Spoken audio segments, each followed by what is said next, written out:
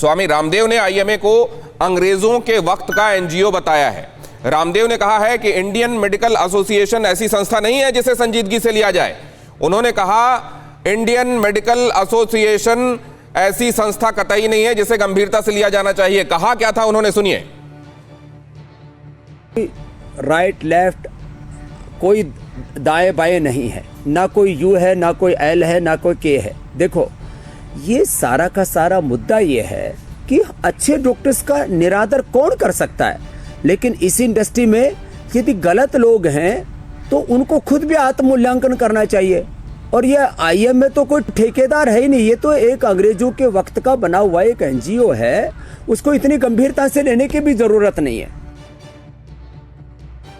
तो क्या आईएमए सारे डॉक्टर्स का ठेकेदार बना हुआ है? क्या अगर ठेकेदार बना हुआ है, वो अम्ब्रेला बॉडी है, तो वो क्या गलत है? और नीमा जैसे जो संगठन है इसको किस तरीके से देखते हैं, जरा ये मैं देख लूं, उसके बाद अशोक वानखेड़े साहब के पास जाऊंगा। डॉक्टर बीडी टेम्भुर्निकर, आपकी राय।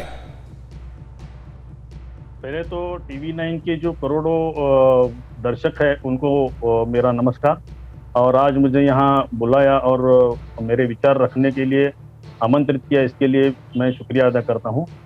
आईएमए एक एसोसिएशन है जो रिप्रेजेंट करता है पूरे देश के एलोपैथी के जो डॉक्टर्स है। जैसे कि नीमा हम लोग इंडियन सिस्टम ऑफ मेडिसिन के डॉक्टर को रिप्रेजेंट करते हैं।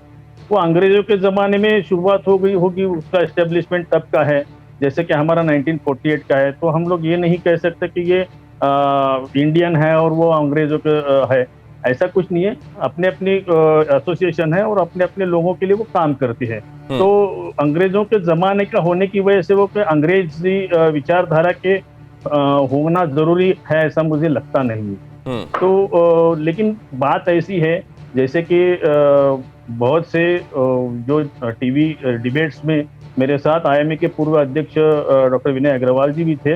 उन्होंने भी ये कहा था कि हमारा एक एसोसिएशन है, हम कोई काउंसिल नहीं है।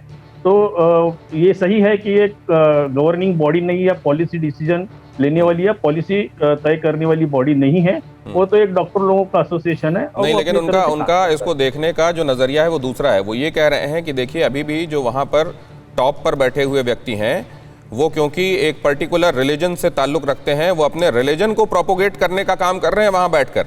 और ये एक एनजीओ है जिसको बहुत ज्यादा संजीदगी से लेने की जरूरत नहीं है, और ये सारे डॉक्टर्स की ठेकेदार नहीं है। जरा इसको समझने के लिए अशोक वानखेड़े जी के पास अब जाना चाहता हूं। अशोक वानखेड़े जी, मसला क्या है? मसला कुछ नहीं है, मसला सिंपल है कि बाबा रामदेव बड़बोलेपन के आदी है और ऐसे वो विचार व्यक्त करते आए हैं समय समय पे। ये बात थोड़ा सा गले पड़ गई बात, क्योंकि उन्होंने जो पहली बार कहा, उन्होंने कहा कि एलोपैथी के डॉक्टर तमाशा करते हैं, उनको बहुत भला बुरा कहा डॉक्टर को। बाद में उन्होंने कहा कि मैं एक्चुअली किसी का व्हाट्सएप मैसेज पढ़ रहा था, किसी बड़े व्यक्ति को, किसी का कल मुझे कोई रामदेव के खिलाफ बहुत ही गंदी गंदी गाली वाला मैसेज भेजेगा और मैं ब्रॉडकास्ट करूंगा, पब्लिकली कहूंगा उसको पढ़ के, तो वो मेरा भी वक्तव्य माना जाएगा। ये यूटी सेंस ऑफ रिस्पॉन्सिबिलिटी चाहिए। मुझे आज तक एक डॉक्टर एलोपैथी वाला या होम्योपैथी वाला मेरे जीवन में नहीं मिला जो मुझे ये कहे कि योगा और आयुर्वेद गलत है। वो सभी योगा और आयुर्वेद की भी इज्जत करते हैं। होम्योपैथी अपने जगह पे, यूनानी अपने जगह पे, एलोपैथी अपने जगह पे, योगा अपने जगह पे। ब्लैक शिप हर जगह होते हैं। कुछ डॉक्टर फ्रॉड हो सकते हैं, कुछ डॉक्टर गलत हो सकते हैं, होम्योपैथियों में भी हो सकते हैं। तो ऐसे कई योगा वाले इंस्ट्रक्टर भी हैं जिन्होंने महिलाओं का शोषण किया है और वो जेल गए हैं। तो इसका मतलब सारा योगा बदनाम नहीं हो सकता। यदि आप कहो कि आयुर्वेद में भी ऐसी कई चीजें हैं, बाबा रामदेव की बात करो तो जिस कोलोक्विन की वजह से वो कहते हैं कि हमने ये दवाई लाई, वो शब्द यूज करते हैं दवाई लाई है जिससे हजारों लाखों कोरोना पेशेंट ठीक हो गए हैं। लेकिन उनको जो परमिशन मिली है वो इम्यूनिटी डेवलपमेंट के लिए मिली है, वो फूड सप्लीमेंट है, वो दवाई है नहीं। लेकिन वो कहते हैं, लोग मानते हैं और कोई ऑब्जेक्शन भी नहीं उठाता, क्योंकि चलो ठीक है, उनकी बोलने की एक आदत है। लेकिन आप किसी और को क्यों गाली दो?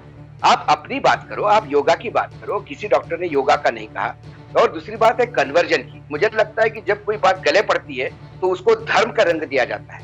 मुझे बताइए, कन्वर्जन करा है तो वो आईएमए के जो प्रेसिडेंट है उन्होंने कितने जगह कन्वर्जन किया और उनकी वजह से कितने लोग क्रिश्चियन बने?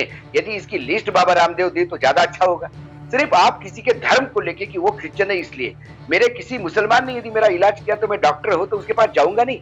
आ रहा हूं डॉक्टर विवेक, फौरन बात आ रहा हूं। मैं ठाकुर हूं तो मैं किसी मुसलमान से इलाज नहीं करवाऊंगा, ये गलत बात। प्रोफेशन में बाबा रामदेव अहीर है, यादव समाज, तो क्या हम ये सोचेंगे कि कोई भी ब्राह्मण या ठाकुर उनके यहाँ योगा सिखाना जाता है तो ठीक से नहीं सिखाते?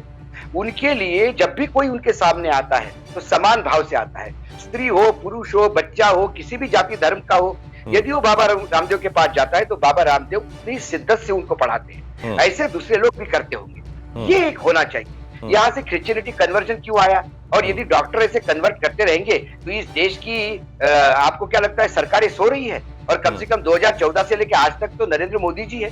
मैं तो नहीं चाहता, सोच ही सकता हूँ कि कोई कन्वर्जन की एक लहर चल रही होगी। तो ये मूर्खतापूर्ण बात है और इसे अवॉइड करना चाहिए, क्योंकि कोविड से लड़ाई लड़ रहे हैं। प्रधानमंत्री स्वयं कहते हैं कि सब इकट्ठा हो, सब साथ में लड़ो, देश को जरूरत है साथ की। एक ऐसी महामारी से लड़ रहे हैं जिसमें पूरा देश, विश्व में भारत बदनाम हो। लेकिन क्यों है ऐसा अशोक वानखेड़े जी? ये जो कहा जाता है कि देखिए आहत वो होता है जो भावनाओं पर बात कर रहा होता है, जो तर्कों पर और विज्ञान पर बात कर रहा होता है वो तो सवालों को आमंत्रित करता है।